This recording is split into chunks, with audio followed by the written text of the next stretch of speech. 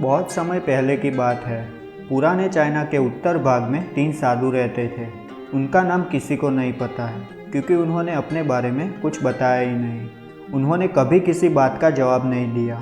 चीन में बस उन्हें 3 हंसते हुए भिक्षुओं के नाम से जाना जाता था। वे तीनों सिर्फ एक ही काम करते, एक गांव में प्रवेश करते, बाजार के बीचों बीच खड़े होते और हंसना चालू कर देते। वे अपने पूरे अस्तित्व के साथ हंसते। अचानक लोगों का ध्यान उनकी ओर खींचा चला आता और धीरे धीरे उनके चारों तरफ बड़ी भीड़ इकट्ठा होती।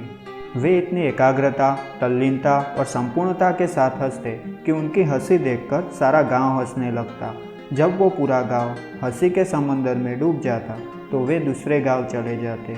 वे ना तो कुछ बोलते थे, ना ही कुछ उपदेश देते और ना ही कुछ शिक्षा। वे जहाँ भी जाते अपनी हंसी से ऐसा माहौल बना देते कि लोग अपने सारे दुख दर्द भूलकर बस हंसने लगते।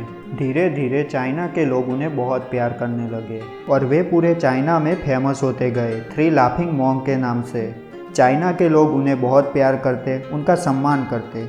उनके पहले और उनके बाद भी कभी किसी ने इस तरह से प्रचार नहीं किया कि जीवन केवल एक हंसी होना चाहिए और कुछ नहीं। वे विशेष रूप से किसी पर नहीं हंसते थे। वे बस हंसते थे जैसे कि उन्होंने ईश्वर के मजाक को समझ लिया हो और उन्होंने एक भी शब्द का उपयोग किए बिना पूरे चाइना में इतना आनंद फैलाया जितना आज के पहले किसी ने नहीं फैलाया। लोग उनका नाम पूछते लेकिन वे बस हंसते, तो यही उनका नाम बन गया 3 हंसते हुए भिक्षु, 3 लाफिंग मॉन्क्स। पूरे चाइना में घूम घूम कर लोगों को हंसाते हुए समय के साथ वे तीनों बूढ़े हो गए और एक रात जब वे एक गांव में ठहरे हुए थे, उन तीनों में से एक भिक्षु की मौत हो गई। पूरा गांव स्तब्ध हो गया। पूरा गांव बहुत ज़्यादा उम्मीद कर रहा था क्योंकि उन्हें लगता था कि जब उनमें से कोई एक भिक्षु की मृत्यु होगी तो बाकी 2 जरूर रोएंगे। यह देखने लायक होगा क्योंकि किसी ने भी कभी इन लोगों को रोते हुए नहीं देखा था। जब सुबह हुई तो पूरा गांव इकट्ठा हुआ, लेकिन दोनों भिक्षु तीसरे की लाश के पास खड़े जोर जोर से हंस रहे थे। ऐसी हंसी जैसी उन्होंने आज से पहले कभी ना हंसी हो। गांव के कुछ बड़े बुजुर्गों ने उन्हें समझाने की कोशिश की कि यह आपका साथी था और उसकी मृत्यु पर आपको हंसना नहीं चाहिए। उस दिन पहली बार उन भिक्षुओं ने लोगों से बात की और कहा, हम हंस रहे हैं क्योंकि यह आदमी जीत गया।